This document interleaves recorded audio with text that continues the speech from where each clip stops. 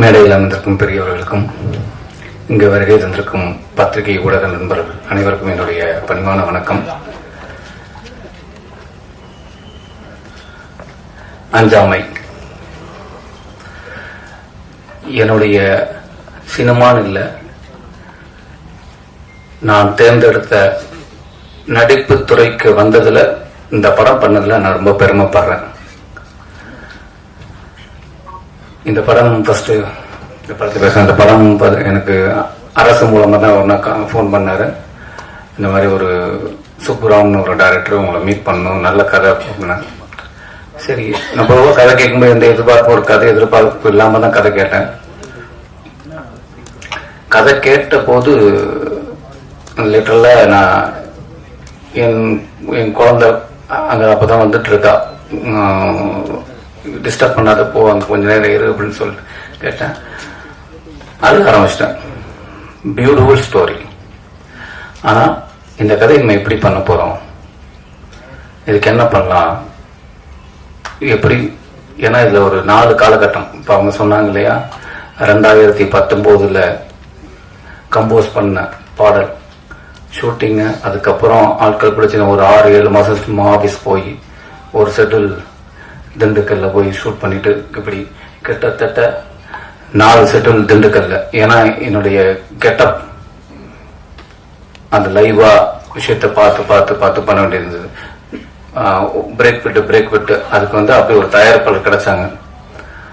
அந்த நாட்களை யோசிக்காம டைம் கொடுத்து போயிட்டு இருந்தாங்க. ஏன்னா திண்டுக்கல்ல ஒரே செட்டில் முடிக்காம ஒவ்வொரு செட்டிலுக்கு ஒவ்வொரு இதுவா எடுத்தோம். அந்த காலகட்டத்தை எடுத்துக்கிட்டோம். அப்போ முதல்ல மம்மூட்டி சார் அப்படின்னு நானும் உள்ளே ப்ரொடக்ஷனுக்குள்ளேயே நான் அவர் சாரை மீட் பண்ணேன். அப்போ அவங்க பேசினாங்க, ப்ரொடக்ஷன்ல ஹெல்ப் பண்ண முடியுமான்னாங்க. ஆக்சுவலா நான் இந்த படம் கமிட் ஆனவுடனே அந்த டயத்துல சில படங்களை விட்டுட்டேன். அதுக்கப்புறம் ஒவ்வொரு படத்துக்கும் நான் போயிட்டு வரும்போது, ஏன்னா எனக்கு வருமானம் வரணுங்கிறத போயிட்டு வரும்போது அவங்க வெயிட் பண்ணாங்க, ஏன்னா ஒவ்வொரு காலகட்டம் இருக்கணும்னு. அப்போ அந்த ப்ரொடக்ஷன்ல உட்காந்து லொக்கேஷன்லாம் போய் பார்க்க ஆரம்பிச்சோம். அப்போ மம்மூட்டி சார் இருப்பாங்கன்னா மம்மூட்டி சாரை போய் பார்த்து அவர் பண்ணிடலாம்னு அவங்க ரொம்ப இம்ப்ரெஸ் ஆயிடுச்சு, இந்த படத்தை எப்படியாவது பண்ணிடலான்னு. ஆனா அவங்க டேட்டும் இங்கே நம்ம வாங்குற டேட்டும் செட் ஆகாம, அப்புறம் நல்ல அற்புதமா ரகுமான் சார் வந்தாங்க. அவங்க ரொம்ப பிரமாதமா பண்ணியிருக்காங்க. இப்ப படம் முடிஞ்சது, பியூட்டிஃபுல்லா படம் முடிஞ்சது. இந்த படத்தை ஏன்னா நான் நடிச்சதுல கொஞ்சம் அதிக பொருட்செலவு இந்த படம். அப்ப இந்த செலவை எங்க கொண்டு போய் சேர்க்கிறது அப்படிங்கும் போதுதான் என்னுடைய நண்பர் இசக்கி அவர் தான் இந்த படம் பார்த்தாரு. அவர் தான் பிரபு சாரை இன்ட்ரோடியூஸ் பண்ணி, பிரபு சார்கிட்ட எனக்கு பிரபு சார் அவங்க படம் பண்ணி இருந்த பழக்கம் இருந்தாலும் நான் கேட்கல எதுவுமே. இசைக்கு தான் படம் பார்க்க வச்சாங்க. படம் பார்த்த உடனே அன்னைக்கே முடிவு பண்ணிட்டாங்க, அதை நாங்கள் எடுத்துக்கணும் அப்படின்னு. அதுக்கப்புறம் இந்த ட்ரீம் வாரியார்ல இருக்கிற அத்தனை நண்பர்களும் சேர்ந்து இன்னைக்கு வரைக்கும் தோல் கொடுத்துட்டு இருக்காங்க. இதுல இருக்கிற அத்தனை நண்பர்களுக்கு என்னுடைய நன்றியை தெரிவிச்சுக்கிறேன். பிரபு சார் ரொம்ப ரொம்ப நன்றி.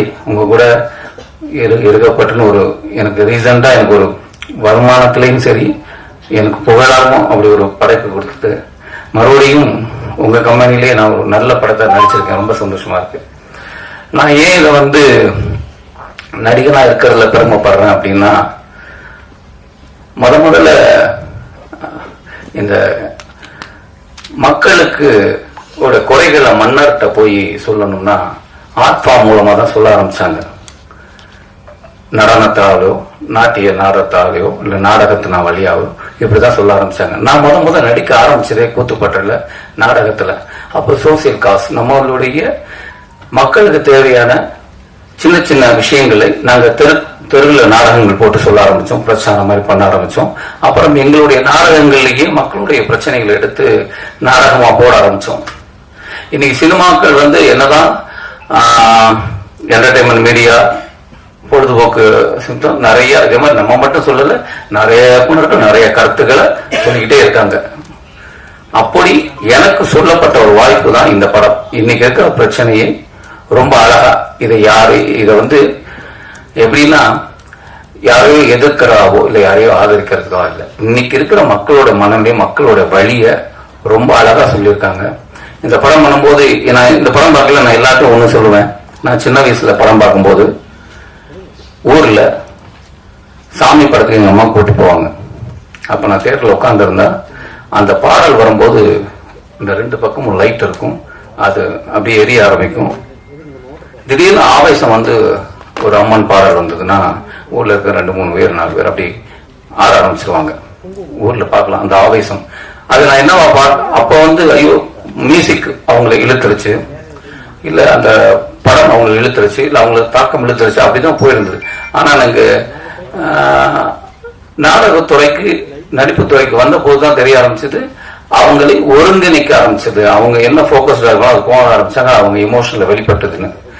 அப்படிதான் இந்த படம் பாக்குறேன் நான். கிட்டத்தட்ட நான் என்னுடைய படங்களை வந்து ஒரு தடவை 2 தடவை பார்த்துட்டு அதுக்கப்புறம் எனக்கு என்ன தெரியும்னா, படத்தை விட என்னோட ஃபிளா தெரியும், என்னுடைய குறைகள் தெரிய ஆரம்பிச்சு. நான் அதை தான் நோட் பண்ணிட்டு இருப்பேன். நான் அதிகமாக கிட்டத்தட்ட சுதன் எடிட்டர் சார் அவர் எடிட் பண்ணும்போது நான் அவர் கூடயே உட்காந்து பின்னாடி சோபா உட்காந்து பார்த்துட்டே இருப்பேன். இந்த படத்தை நான் அவ்வளவு தரம் பார்த்திருக்கேன். இந்த படம் பார்க்கும்போது எனக்கு இன்னைக்கு வரையும் என்னால் அதுல இருந்து மீள முடியல. இந்த படம் பார்க்கும்போது அத்தனை பேருக்கும் இது நான் கண்டிப்பா நான் உங்களை வந்து இந்த படம் ரிலீஸ் ஆகி ஓடுனதுக்கு அப்புறம் உங்களை நான் சந்திக்க தான் போறேன். நீங்க இப்ப கேட்கலாம், கண்டிப்பாக இதை பார்த்த அனைவரும் நீங்க அதுக்குள்ளே போயிடுவீங்க, உங்களை கனெக்ட் பண்ணிப்பீங்க.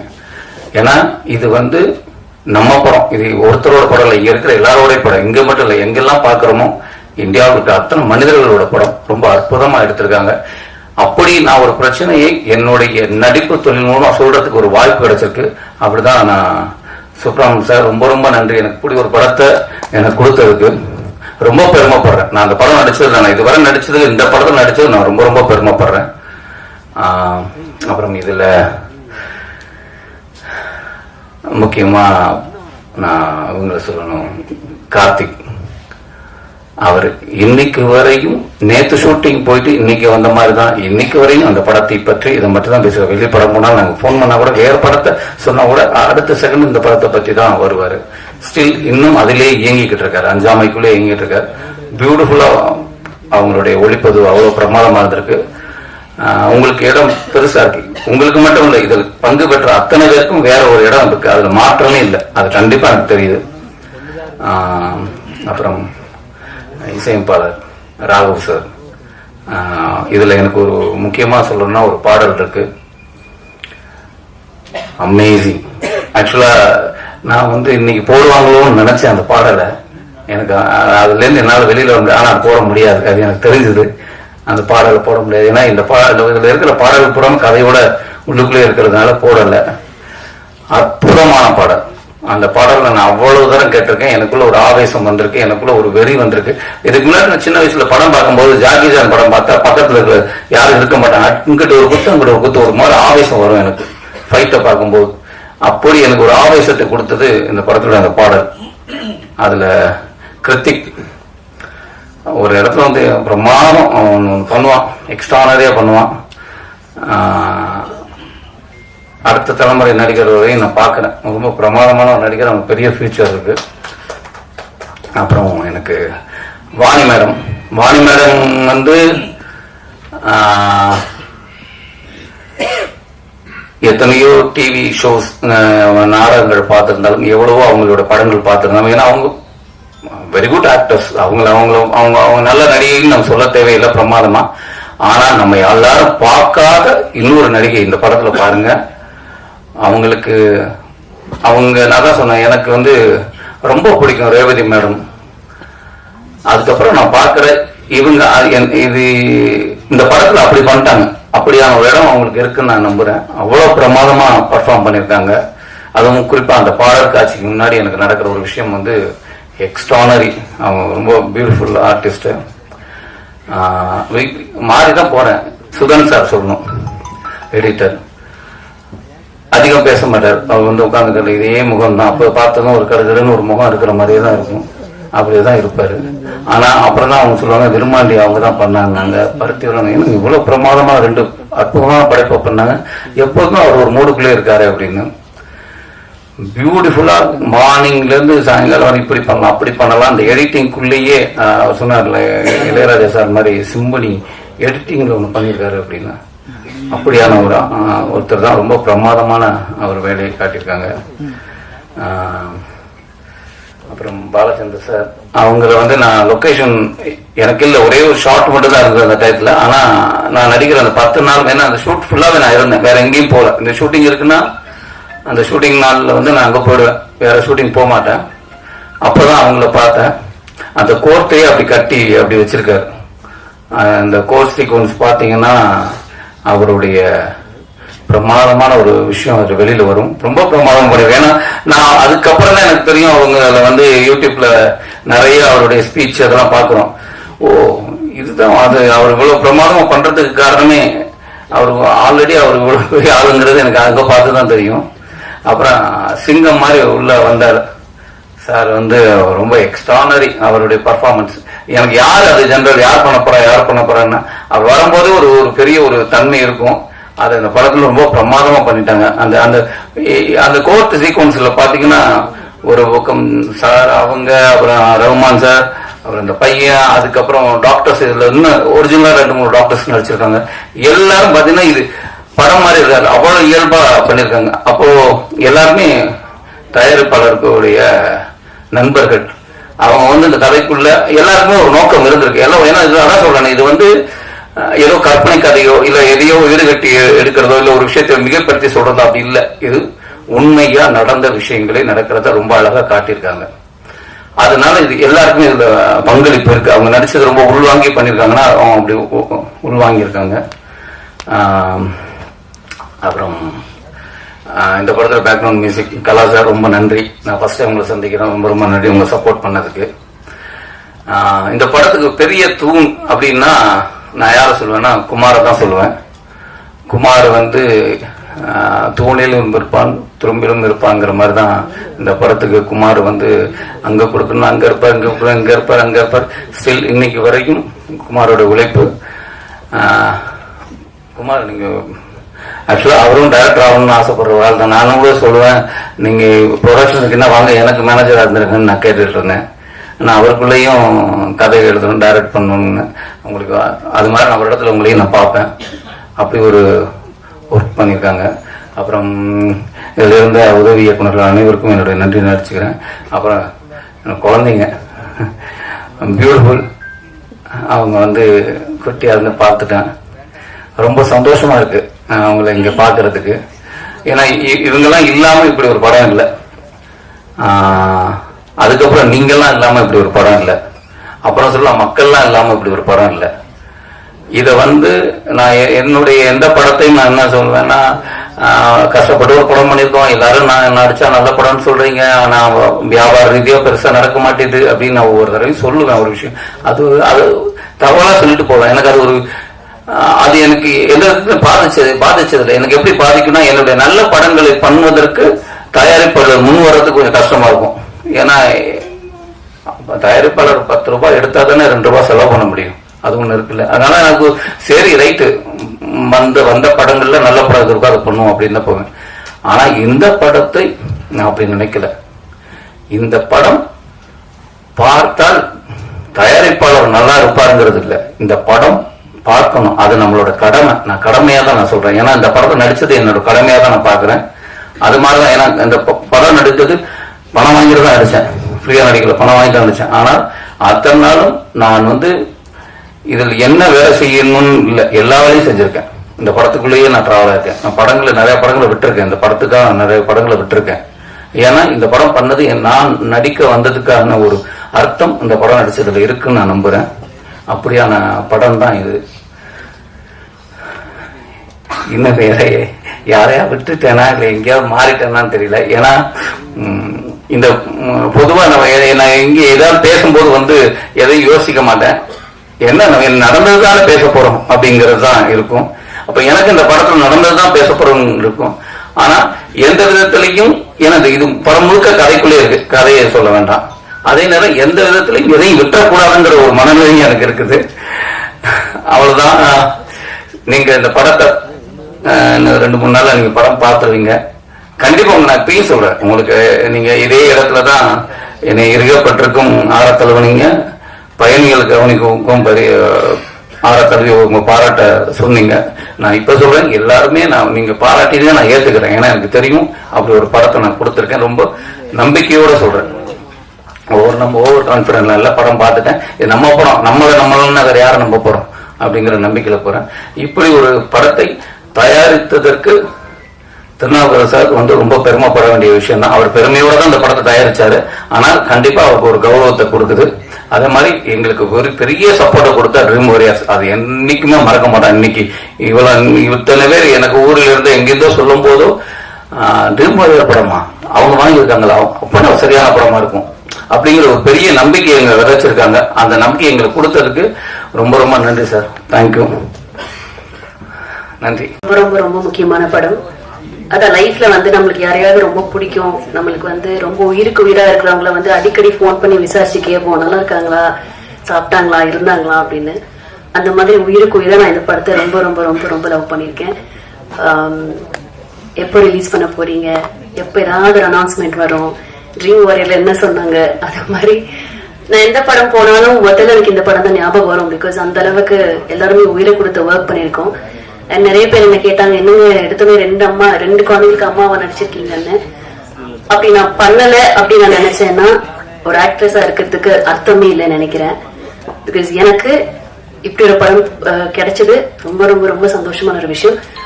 ரம்பா மேமுக்கும் அரசுக்கும் தேங்க்ஸ் சொல்லிக்கிறேன். தேங்க்ஸ் அரசு. ஏன்னா என் மேல ஒரு கான்பிடென்ட் வச்சு என்ன ஆடிஷன் கூப்பிட்டேன். நான் அப்ப கூட டைரக்டர் சார் கிட்ட சொன்னேன், சார் எனக்கு நடிக்க தெரியும் சார். என்ன இல்லைங்க பரவாயில்லைங்க, என்ன உங்ககிட்ட எனக்கு என்ன வாங்க முடியும்னு தெரியணும், ஆடிஷன் பண்ணி கொடுங்கன்னு சொன்னாரு. நான் ஆடிஷன் பண்ணேன். அந்த நிமிஷமே எனக்கு தோணுச்சு இது ஒரு நல்ல படமா இருக்க போகுது. அண்ட் ஒரு ஆக்டரா ஒரு சோஷியல் ரெஸ்பான்சிபிளா இருக்கிற ஒரு பர்சன் கண்டிப்பா இந்த படத்தை இல்லைன்னு சொல்ல மாட்டாங்க. ஸோ 100% கொடுத்துருக்கேன் நம்புறேன். விதாத் சார், நம்ம ஊர்ல சில ஆக்டர்ஸ் தான் நம்ம அவங்கள அப்பா எப்படிடா இப்படிலாம் நடிக்க முடியும்னு தோணும். எவ்வளவு பெரிய ஸ்டார்ஸ் இருந்தாலும் சில பேர் தான் நம்ம நடிகர்களா நம்ம ஒரு உயிரை கொடுத்து அந்த ஃப்ரேம்ல பாக்குறப்பவே நடிக்கிற மாதிரி தெரியாது. அவங்கள அப்படி நம்ம நேர்ல பார்த்து நம்ம பக்கத்து வீட்டுல என்ன நடக்குதோ அந்த ஆக்டிங்ல கொண்டு வரதுங்கிறது ரொம்ப ரொம்ப கஷ்டம். அப்படி தமிழ் இண்டஸ்ட்ரியில I think very few actors இருக்காங்க. அதுல விதாத் சார் ஒரு நம்ம எல்லாருக்குமே பெருமை சேர்க்கிற ஒரு ஆக்டர் நினைக்கிறேன். அவரோட கதை சூஸ் பண்றதுல இருக்கட்டும், எல்லாமே இருக்கட்டும். எஸ்ஆர் பிரபு சார் ரொம்ப ரொம்ப நன்றி. லைக் எவ்ரிபடி செட், இங்க ஒரு படம் பண்றதுங்கிறது எல்லாருக்கும் ஒரு ட்ரீமா இருந்திருக்கு. நான் அவருடைய அத்தனை படமே நான் தியேட்டர்ல போய் பார்த்திருக்கேன். பிகாஸ் ஏதாவது ஒன்று இருக்கும் அந்த படத்துல.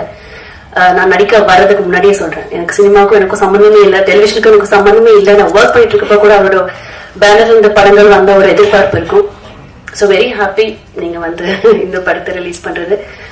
ப்ரொடியூசர் சார், எத்தனை டாக்டர்ஸ்க்கு இது தோணும்னு தெரியல. நம்ம இந்த ஒரு படத்தை ப்ரொடியூஸ் பண்ணலாம், மக்களுக்காக ஒரு விஷயத்த சொல்லலாம் அப்படின்னு எத்தனை பேருக்கு தோணும்னு எனக்கு சத்தியமா தெரியாது. பட் அவருக்கு தோணி ப்ரொடியூசர் டைரக்டரை கூப்பிட்டு இப்படி ஒரு கதை எழுதுங்க, இது வெளியில வரணும் அப்படின்னு சொல்லி பண்ணதுக்கு சார் நன்றி சார். தேங்க்யூ. அண்ட் மியூசிக் நான் கேட்ட எப்படி சார் இப்படிலாம் பண்ண முடியும் அப்படின்ட்டு. பிகாஸ் எனக்கு ரொம்ப ரொம்ப இம்பார்ட்டன்டான 2 சாங்ஸ் இருக்கு. வெரி ஹாப்பி, பியூட்டிஃபுல்லா இருந்தது மியூசிக், லிரிக்ஸ் எல்லாமே. அண்ட் ஒரு பர்சன் பத்தி நான் ரொம்ப ரொம்ப பேசணும்னு நினைக்கிறேன், சுப்பு சார். மனசுல என்ன வலி இருக்கோ, என்ன கஷ்டங்கள் இருக்கோ, இது யாரு வெளியில சொல்லுவாங்கன்னு தெரியாது. பட் அவரு பட்ட கஷ்டத்தையும் வலியும் நான் உணர்ந்தேன். ஸோ இந்த மேடை பாக்குறப்ப எனக்கு ரொம்ப ரொம்ப நிறைவா இருக்கு. சாரி, ரொம்ப சந்தோஷமா இருக்கு. பிகாஸ் ஒரு படம் எடுத்து ரிலீஸ் பண்றது எவ்வளவு பெரிய கஷ்டம் எனக்கு அது சத்தியமா தெரியாது. பிகாஸ் அடுத்தடுத்த படங்களை பண்ணிட்டு போயிட்டே இருப்போம், சம்பாதிப்போம், சேலரி உயர்த்தோம், எல்லாமே இருக்கு. பட் மொத்த உயிரையும் கொடுத்து கனவு ஆசை எல்லாத்தையும் போட்டு ஒரு படத்தை எவ்வளவு அற்புதமா கொடுத்திருக்காரு.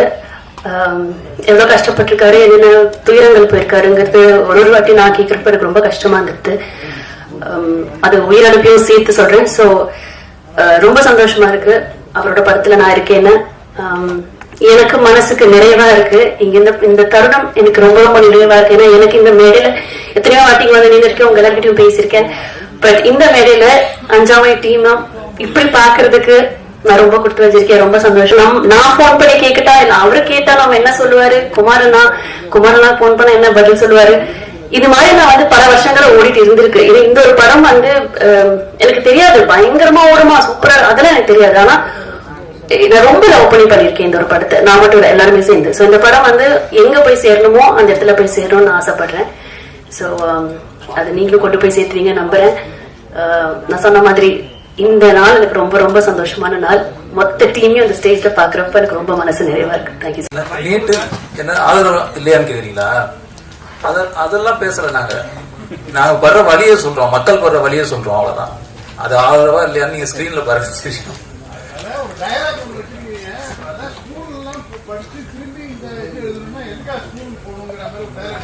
ஆமா,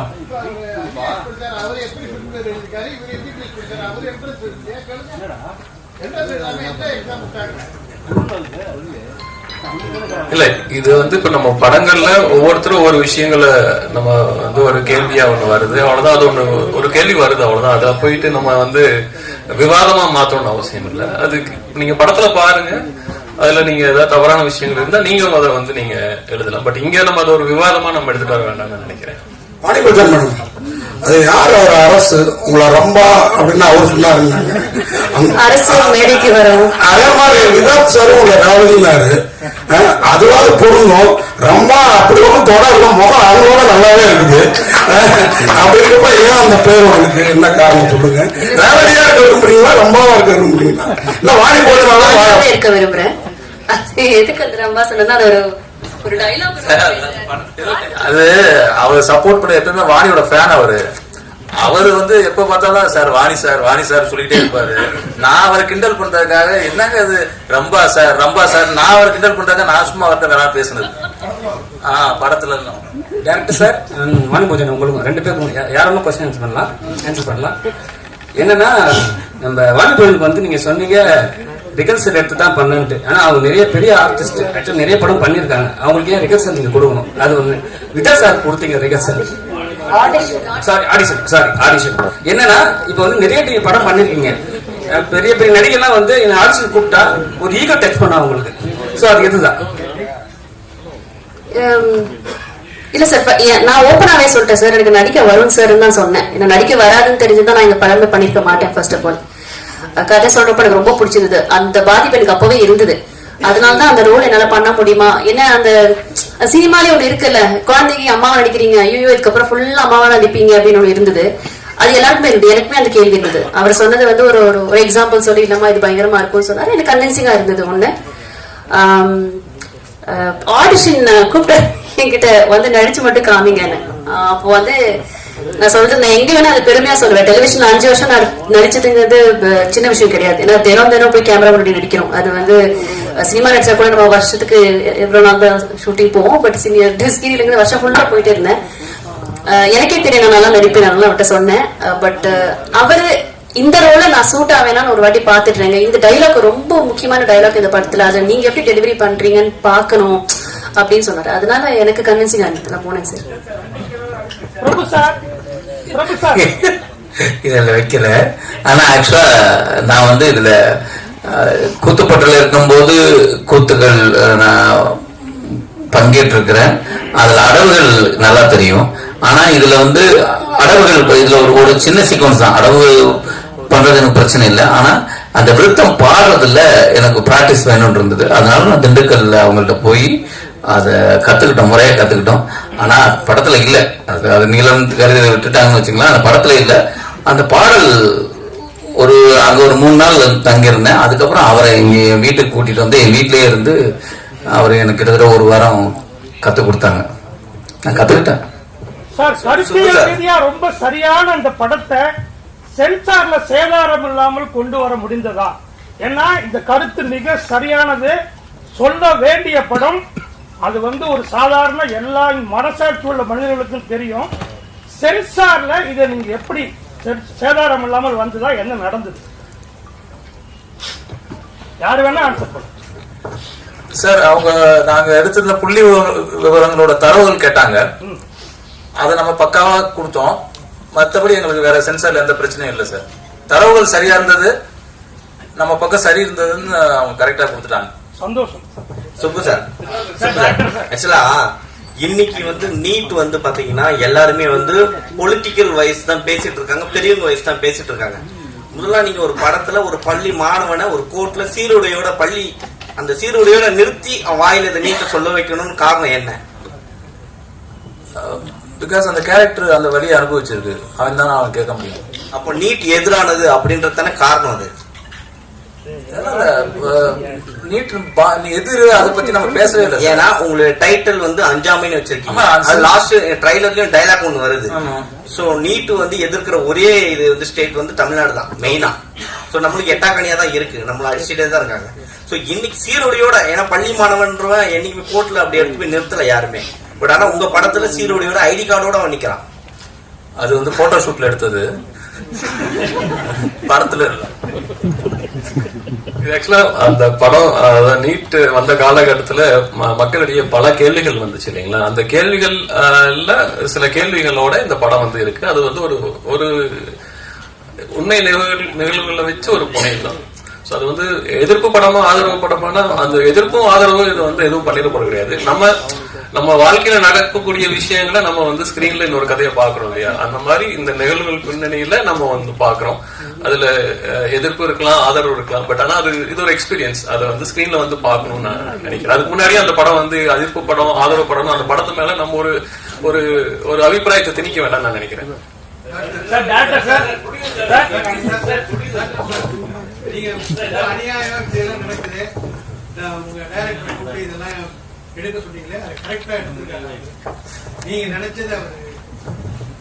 நான் நினைச்சதை யாராலையும் பண்ண முடியாது. டாக்டர் சார், அதே மாதிரி ஒரு கேள்வி. நீங்க வந்து திருநாவுக்கரசு சைக்கியாட்ரிஸ்ட், திருச்சித்திரண்டம், அப்ப கதை நீங்க வந்து நிறைய மனநோயாளிகள் மனச்சிதைவாளர்கள் சந்திச்சிருக்கீங்க. அதெல்லாம் விட்டு ஏன் பேப்பர்ல உள்ளதை காட்டி எடுக்க சொன்னீங்க? அவங்க எல்லாம் வருத்தப்படக்கூடாது அப்படிங்கிறதுக்காகவா? இல்ல இன்னைக்கு பேப்பர்ல தானே அவலங்கள் இருக்கு, வெளியே இல்லையே. இப்ப நான் வந்து என்னுடைய அனுபவத்தை சொல்றேன். நான் சின்ன பையனா இருக்கும்போது எங்க அண்ணன் வந்து பேப்பர் படிக்க சொல்லி கேட்பார். பேப்பர் நாங்க வந்து நான் 5வது படிக்கும்போது, 4வது படிக்கும்போது, 8வது படிக்கும்போதுலாம் பேப்பர், இங்கிலீஷ் பேப்பர், தமிழ் பேப்பர்லாம் படிக்க சொல்லி கேட்பார். அந்த மாதிரி இன்னைக்கு வர பேப்பரை என் பேத்திக்கிட்ட கொடுத்து என்னால படிக்க முடியுமா?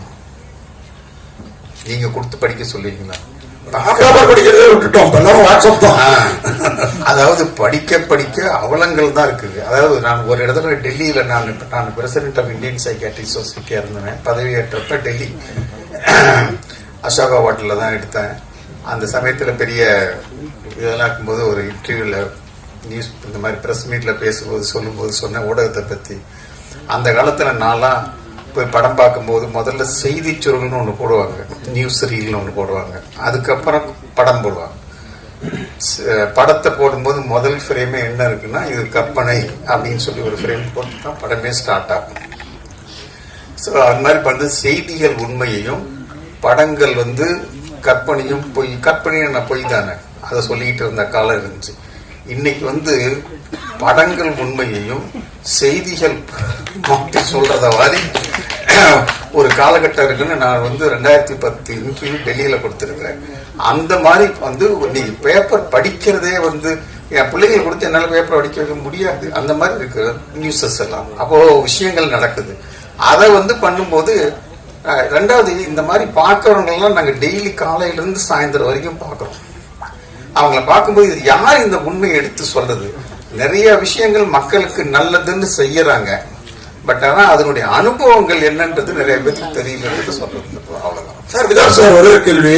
இந்த மாதிரி நீங்க பண்ற படங்கள்லாம் ரொம்ப பிரமாதமா இருக்குது நாங்க பாக்குறப்போ. ஆனா வந்து அந்த எதிர்பார்த்த அளவுக்கு வசூல் அது ஈடுபட்டதும் அவ்வளவு நல்ல படம், நாங்க பார்த்துட்டு அவ்வளவு சிறப்பா இருந்தது. ஆனா நாங்க எதிர்பார்த்த அளவுக்கு அது போச்சாங்கிறது ப்ரொடியூசருக்கு தான் தெரியும். கேளுங்க. அதே நேரத்துல நீங்க ஒரு சின்ன லைனை வச்சுட்டு வர மலையாள படங்களை நம்ம தமிழ் சினிமா ரசிகர்கள் கொண்டாடுறாங்க. நம்ம இவ்வளவு வழியோட இவ்வளவு பிரமாதமா படம் எடுக்கிறோம், ஆனா இல்லையே அப்படிங்கிற வருத்தம் உங்களுக்கு இருக்கா? இதையே இன்னொரு இடத்துல நான் உங்களுக்கு சொல்றேன். அதாவது நான் வந்து ஒரு கிராமத்துல இருந்து வந்தவன். 5வது 6வது படிக்கும்போது 8வது வரைக்கும் அப்பெல்லாம் சாமான் வாங்குறது சந்தைக்கு போய் தான் வாங்குவோம். உங்களுக்கு எல்லாம் தெரியுமா என்னன்னு தெரியல. ஊர்ல சந்தைன்னு ஒண்ணு இருக்கும், வாரத்துக்கு ஒரு தடவை. அதில் தான் போய் சாமான் வாங்கிட்டு வருவேன். எங்க அப்பா கூட போவேன். அப்ப போகும்போது முதல் சந்தையில நுழையும் போது ஃபர்ஸ்ட் இருக்கிறது வாழைப்பழம் ஏலம் விட்டுக்கிட்டு இருப்பாங்க.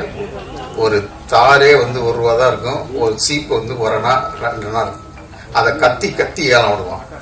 அடுத்தது நீங்க பாத்தீங்கன்னா அந்த வெயில்ல ஒரு கிளவி ஒரு பானையில மோர் வச்சுக்கிட்டு கூவி கூவி கத்துக்கிட்டுப்பா மோர் மோர்னு ஒரு 10 பைசா ஒரு அதை யாரும் வாங்கி குடிக்க மாட்டாங்க. அப்படி போய் கடைசியா சந்தை கடைசியில பாத்தீங்கன்னா எல்லாம் போய் குப்பைமேட்டில் ஒட்டிருக்கோம். அங்க அந்த காலத்துல இந்த பிரிட்டானியா டின் இருக்குது இல்லையா, அதுல கள்ள சாராயை வச்சு வித்துட்டு இருப்பாங்க. ஒரு 10-15 பேர் நின்றுக்கிட்டு அந்த டம்ளர்ல டீ கிளாஸ்ல வாங்கி 2 ரூபா ஒரு கிளாஸ், இது 2 அணா 1 அணாவுக்கு பழம் வாங்குறதுக்கு யோசனை பண்றவன் அங்க போய் வந்து 2 ரூபாய்க்கு அந்த கிலோ சத்தம் போடாம வாங்கி வெளியே தெரியாம மடக்கு குடிச்சிட்டு வருவோம். அப்ப எங்க அப்பாட்ட கேட்பேன் நான், நீ மோர் பழமெல்லாம் நல்லதுன்னு சொல்றீங்க, இந்த சாராயம் கெட்டதுன்னு சொல்றீங்க, பட் ஆனா அதை தானே மக்கள் சத்தம் போடாம வித்துட்டு போயிட்டு இருக்கிறான், சீந்து போயிட்டு இவெல்லாம் கூவி கூவி விற்கிறான்னு கேட்டப்ப எங்க அப்பா சொன்னது, அவர் ஒன்றும் பெரிய படிச்ச புத்திசாலியெல்லாம் கிடையாது, சாமா வாங்கி தலையில தான் தூக்கிட்டு வருவோம். அப்ப அவர் சொல்லுவார், நல்ல விஷயங்களை கொண்டு போகும்போது கூவி கூவி தான்பா செய்யணும், கெட்ட விஷயம் தானாவே போயிடும், கெட்ட விஷயம் கொடுக்கறது இன்பம், நல்ல விஷயம் கொடுக்கறது மகிழ்ச்சி. சோ நீ வந்து இன்பத்தை கொடுக்கணும் அடையணும்னா ஈஸியா போயிடும், நீ மகிழ்ச்சியை கொடுக்க பார்க்கும்போது அது சிரமம் தான் இருக்கு. இது உங்களுக்கு ஒரு சரியான பதிலா இருக்குன்னு நினைக்கிறேன். கொடுத்தா இல்லையான்றது நீங்க 7ஆம் தேதிக்கு அப்புறம் தான் செய்யணும். Doctor sir professor doctor sir உங்களுக்கும் சரிங்களா, படம் வந்து 7ஆம் தேதி ரிலீஸ். ஆனா வந்து உலகளாவிய தமிழ் இந்தியா லெவல்ல வந்து ஒரு எலெக்ஷன் போகுது 4th சரிங்களா, 4ஆம் தேதி ரிசல்ட். தமிழ்நாட்டுல இது இந்தியா கூட்டணி வந்தா இந்த நீட்டை வந்து விளக்கும்னு சொல்லியிருக்காங்க சரிங்களா, பிஜேபி வந்தா விளக்க மாட்டேன்றாங்க. இப்ப இந்த படம் வந்து அந்த நேரத்துல வந்தா ஏதாவது பாதிப்பு வருமா? அதாவதுங்க நான் இப்ப எல்லாத்துக்கும் சேர்த்து நான் இப்ப சொன்ன பதில் தான், கூவி கூவி தான் அதை வித்தாக்கணும், அதெல்லாம் சந்தேகமே கிடையாது. இதுல வந்து மம்முட்டி சார் வந்து நடிக்கிறதா இருந்ததுன்னு சொன்னீங்க, அவர்கிட்ட மன்னிப்பாரு கேட்டீங்க. இப்போ மம்முட்டி சாரை தாண்டி ரகுமான் அந்த இடத்த ஃபில் பண்ணிட்டாரா? தாண்டி பண்ணிருக்காரான்னு தெரியாது, பண்ணிருக்காரு. நான் அப்படி இல்ல நாங்க எனக்கு தேவையானது வர வரைக்கும் நான் விட மாட்டேன், நான் கரெக்டா பண்ணிருக்கேன். சார் இயக்குனருக்கு ஒரு கேள்வி, அதுல ஒரு சீன் ஒன்று வருது, கோர்ட்ல ஜட்மெண்ட் சொல்ற மாதிரி பேன் பண்ண போறாங்க, நீட்டை பேன் பண்ற மாதிரி வருது, அதுல இங்க இருக்கு சார், நீட்டை பேன் பண்ற மாதிரி வருது, அது சாத்தியமாக இருக்குமா, வாய்ப்புகள் இருக்குமா ஃபியூச்சர்ல? அந்த மாதிரி போர்ட்ரே பண்ணிருக்கீங்க அதுல? இல்ல அதாவது நீட் வேணுமா வேணாமா போடுறது போடாததெல்லாம் உங்க கையில தான் இருக்குது. இல்ல சார் பேன் வருது, ஒரு இடத்துல பேன் பண்ண கோர்ட் வந்து பேன் பண்ணுது அப்படின்னு சொல்லி வருது, ஒரு ஆர்டர் வருது. இல்ல இதெல்லாம் வந்து சரித்திரப்படி வந்து நிறைய நடந்திருக்கு, நிறைய விஷயங்கள் நமக்கு தெரியல, ஒன்னொன்னு ஒவ்வொரு சமயத்துல தடுக்கப்படலாம், ஒரு இதுல பண்ணலாம், அதுக்கப்புறம் ஒரு பெஞ்சு ஒரு ஜட்ஜ்மெண்ட், 2வது பெஞ்சு ஒரு ஜட்ஜ்மெண்ட், இதெல்லாம் போயிட்டு இருக்கு. ஏன்னா நான் கல்வித்துறையில இருந்திருக்கிறேன், நான் அதனுடைய இப்படி போகுது அப்படி போகுது இப்படின்றது இருக்கிறது, அதெல்லாம் நடந்தது தான். வாணி போஜன் மேடம், உங்களுக்கு வந்து இந்த சரி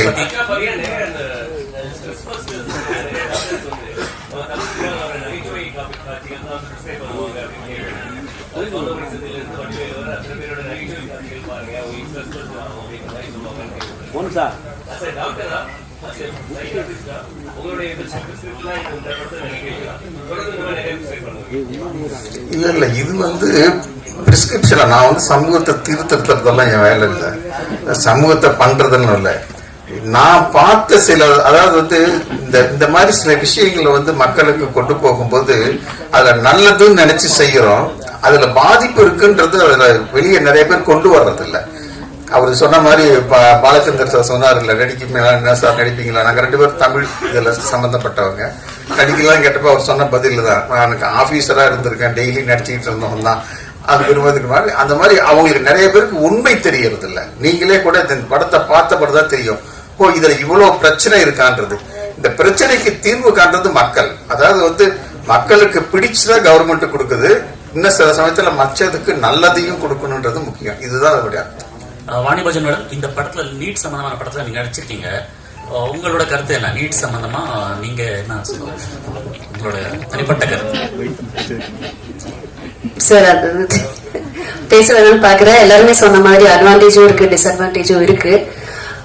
நான் இதுல பெருசா பாக்குறது என்னன்னா, எந்த ஒரு ஒளிவு மறைவும் இல்லாம ஒரு கிளீனா ஒரு ப்ராப்பரா இந்த ஒரு சோஷியல் ரெஸ்பான்சிபிளோட இந்த ஒரு படத்தை பத்தி பேசணும்னா அந்த அது மட்டும் பத்தி ஒரு ஃபுல் படமாவும் எடுத்ததுக்கு அந்த படத்துல நான் இருக்கேங்கிற மட்டும் பெருமைப்படுறேன். அவ்வளவுதான் சார். Thank you so much.